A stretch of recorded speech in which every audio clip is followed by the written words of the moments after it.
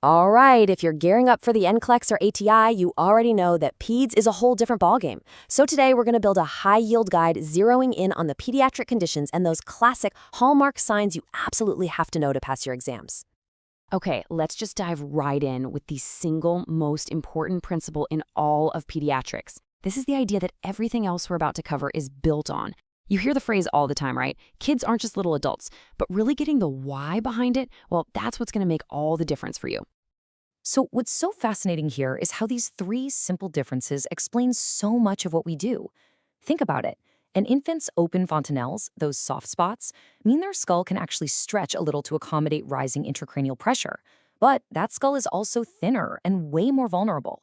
Their bones have growth plates, which are literally the weakest part of the bone, so a fracture there could mess up how they grow for good. And that short horizontal eustachian tube in their ear, man, it's basically a superhighway for bacteria, which is exactly why ear infections, or otitis media, are such a huge part of peds. So let's build on that and jump into our first section. We're going to look at how you can recognize the classic, must-know, testable signs of some major pediatric disorders. These are the visual clues that should make your nursing brain just light up. First up is hydrocephalus. In that look where you can see the white part of the eye, the sclera, above the iris, that's called sunsetting eyes. When you see this, instantly your brain has to scream increased intracranial pressure. It's a classic, though often late, sign of too much cerebral spinal fluid. You see this a lot in conditions like spina bifida. In a baby, you'd also be feeling for a bulging fontanelle and measuring for a rapidly growing head. Now, this classic move, where a child literally has to use their hands to walk up their own legs just to stand up, this is called Gower's sign. It's what we call a pathognomonic sign, which is just a fancy way of saying if you see this, you are almost certainly looking at the progressive muscle weakness of Duchenne muscular dystrophy. It's an X-linked disorder, so you're going to see it in boys, and you absolutely have to recognize it. Okay, a stiff neck, or nuchal rigidity, where a child just cannot flex their chin to their chest, that's a huge red flag for meningeal irritation. You pair that with a fever and a severe headache, and you've got the classic triad that just screams potential bacterial meningitis. This is a true medical emergency. Your next thought should be prepping for a lumbar puncture and expecting to see cloudy spinal fluid that's high in protein and low in glucose. You know, when you're doing a newborn assessment, this is one of those simple visual clues you can spot from across the room. Uneven skin folds on their little backside can be the very first tip-off that they might have a dislocated hip. Now, the Barlow and Ortolani maneuvers are how you'd confirm it, but seeing this asymmetry is a key finding, right up there with making sure they pass their newborn hearing screen. During a newborn or well child check, when you shine a light in their eyes, you expect to see that red reflex. If instead you see a white or gray reflex, that's called leukochoria. This is a critical finding. It's not a wait-and-see situation. It means there's something blocking the lens, like a congenital cataract, and they need an urgent referral to an ophthalmologist. If you don't catch it, it can lead to permanent vision loss. All right, let's switch gears a bit. We're moving from individual signs to systemic problems, and we're going to focus on the really unique world of pediatric hematology and oncology. In this area, truly understanding the fundamentals is everything. This chart just lays it out so perfectly. Childhood cancers, think leukemia, Wilms tumor, they come from primitive embryonic cells. So these are not caused by lifestyle choices. They're often incredibly fast-growing diseases, but here's the good news. Because of that, they're often highly responsive to chemotherapy. It's a completely different beast than the adult cancers you might be used to. You know, all the complexities of managing conditions from leukemia to sickle cell anemia, it really all boils down to these three massive, life-threatening risks.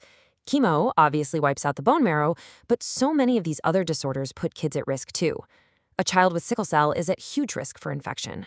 A child with hemophilia is constantly facing a bleeding risk. And anemia?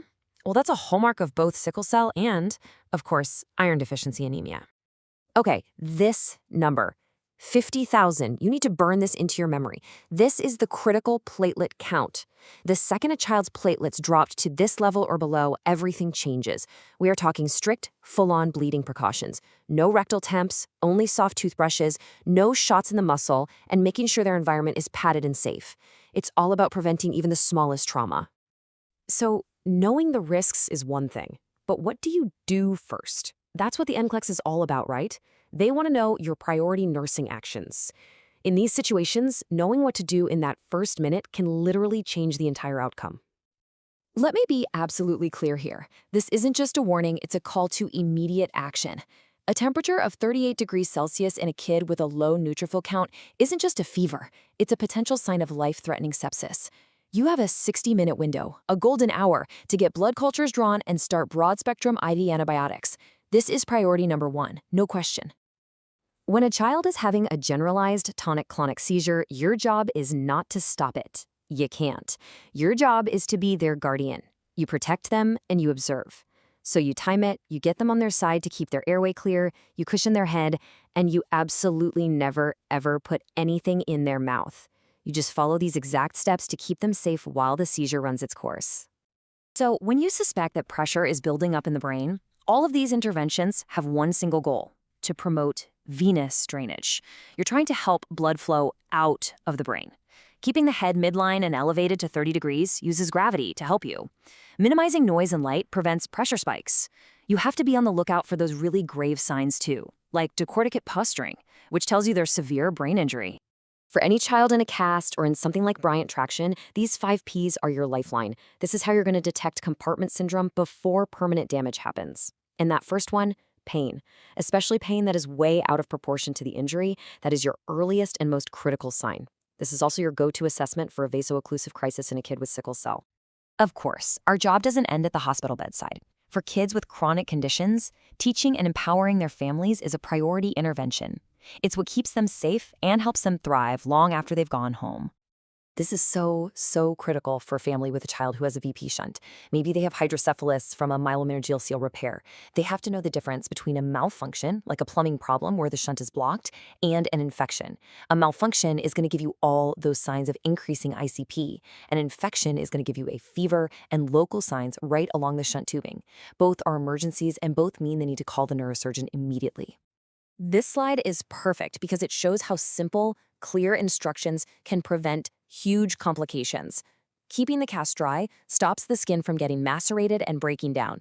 Telling them never to put anything inside the cast, not even a coat hanger to scratch an itch, prevents skin breakdown and nasty infections. And of course, telling them to report any numbness immediately goes right back to those crucial 5 Ps. This right here is the absolute key takeaway for parents of a child with amblyopia or a lazy eye. You have to hammer this home. The patching is not optional. It's the only thing that can fix it. The child's brain is still learning how to see, and if you don't force that weaker eye to work by patching the strong one, the brain will eventually just give up on it. That vision loss becomes permanent. Their diligence is what will save their child's sight. So let's end with this thought, because being a great pediatric nurse is about so much more than knowing facts. It's about vigilance. It's the ability to connect a tiny, subtle clue, a little bit of irritability, a kid who suddenly won't eat, a slight change in their cry, to a potentially huge problem. Your assessment skills are, without a doubt, your most powerful tool.